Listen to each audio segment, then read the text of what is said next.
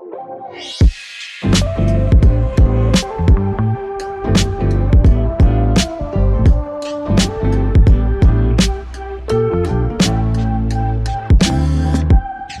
my friend, and welcome back to the show.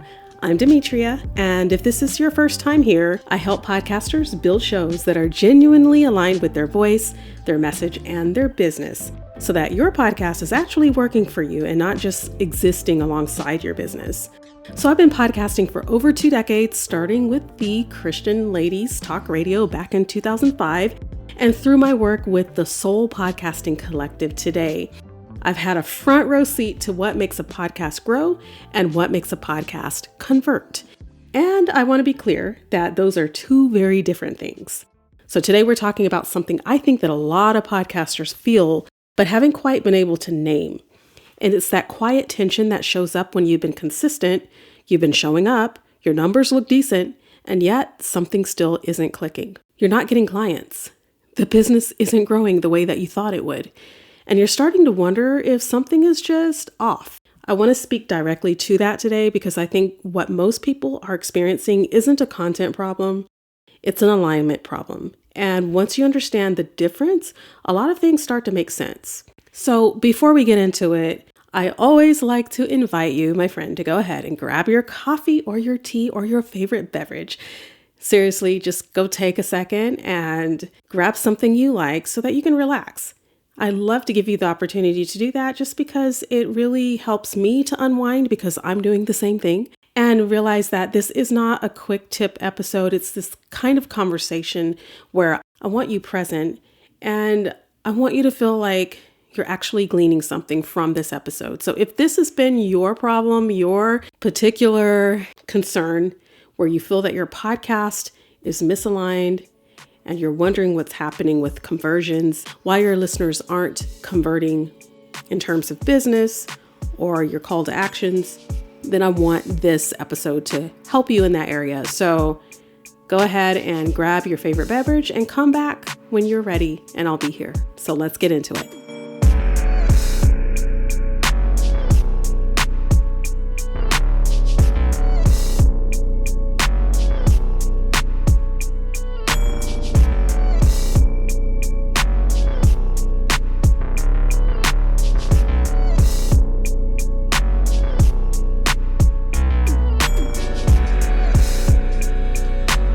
Let's talk about the core problem, and let's be real about something that doesn't get said enough in podcasting spaces. Growth is not the same as alignment. So you can build a show that gets consistent downloads. It earns genuine engagement. It attracts listeners who really appreciate what you're putting out there. And you can still have 0 clients and 0 conversions and a very quiet inbox. And that is not a numbers problem. You may have so many people downloading and listening. But what that is, in my opinion, and from what I've experienced over the years, researched and lived, is that it's an actual alignment problem. And that distinction matters because the solutions are completely different. So most podcasters, when they're not converting, they go looking for this tactical fix. They tweak their episode length, they refresh their cover art, they get a better microphone, they chase that algorithm.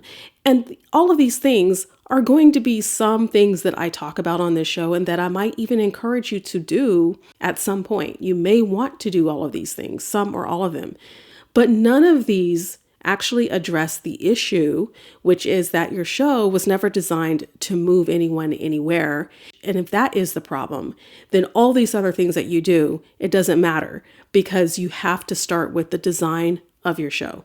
So when your content is broad, your audience is broad. And a broad audience has scattered needs, unclear expectations, and no particular reason to take that next step with you. Your listeners will enjoy your show. They will come, listen, download, and enjoy. But enjoyment is not the same as readiness. So you've become someone that they listen to rather than someone they hire. And that's a role that doesn't pay the bills. Believe me, I know. Many of my podcast episodes and shows even over the years have not always converted. Some of them have, many of them have not. So there's a difference between content that is interesting and content that is transformational. So I want you to sit with that for a minute, because that word transformational, I'm going to talk about what that means. We're in the process of transforming our listener so that we're making a difference, helping them to evolve, to make a decision, and to make steps. Interesting content keeps people listening, but transformational content moves people forward. And the gap between those two things is often where podcasters get stuck without realizing it. When your episodes are centered around just this broad encouragement, general conversation, surface level education, you are offering value, but it's not directional value. It doesn't point your listener toward a specific shift or a specific realization or a specific next step. And without direction, there's no movement. And without movement, there's no conversion. So the question you need to ask about every single episode that you create is not, is this valuable? Because almost everything you put out very likely is valuable. But the question is, what is actually changing for my listener as a result of this episode? What are they thinking differently? What are they doing differently? And what problem are they closer to solving? And if you can't answer that clearly, your podcast is functioning as background noise in someone's commute. And that's not what you built this for.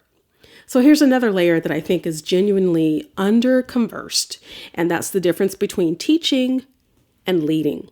A lot of podcasts are full of good information. We know this because now there are so many more podcasts that are being started every single day. Everyone has information that they want to share, adding to the information overload that we already have on this planet. And yet, of all this good information, frameworks, tips, strategies, step-by-step breakdowns, none of that is wrong, but of all of that information, if you only have that alone, it positions you as a resource, not an authority. And people consume resources all day long without forming any kind of deeper connection to the person behind them. Authority requires something more than knowledge. It requires a point of view. And it requires you to say, okay, this is what I believe. This is what I stand for. This is how I think about this problem. This is what I've seen work and what I think is actually going to keep people stuck. And that kind of clarity is what builds trust at a level that does convert. And for a lot of podcasters, that is the uncomfortable part, because having a point of view means that you're being willing to disagree with something. It means that you're stepping out of that safe space of here's some useful information and into the more exposed space of here's what I actually think. But that's also what makes a show compelling. And compelling content is what creates the kind of trust that eventually leads someone to say, I need to work with this person. So let's get practical, because I want to look at something very specific with you, which is your CTA. We've talked about your call to action on quite a few episodes, but again, it's so important to me, so I keep bringing it up. At the end of your episodes, are you actually leading your listener somewhere? Or are you offering gentle suggestions that are easy to ignore? And just being real about this, there is a difference between saying, follow me if you enjoyed this, or saying, hey, if this resonated with you, here is the exact next step that I want you to take. See, the first one is optional, right? But the second one is a direction. And your listener isn't skipping over your offer because they're not interested. They're skipping it because you haven't made the path clear enough to follow. This is something that I've had to learn over the years, and I'm just now starting to get into practice with making sure that my CTA is effective with my episodes.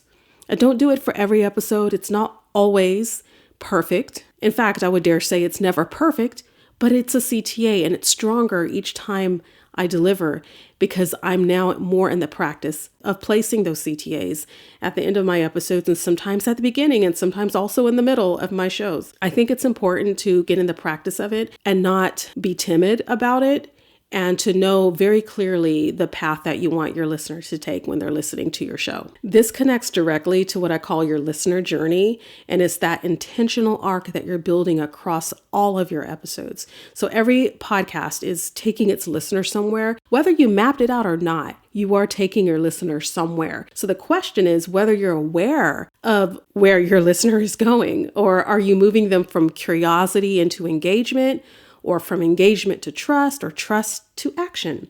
Or are they just staying in the exact same place, episode after episode, consuming, but never progressing? If your listener isn't progressing, they're not converting. And if they're not converting, your podcast is a content outlet and not a business asset.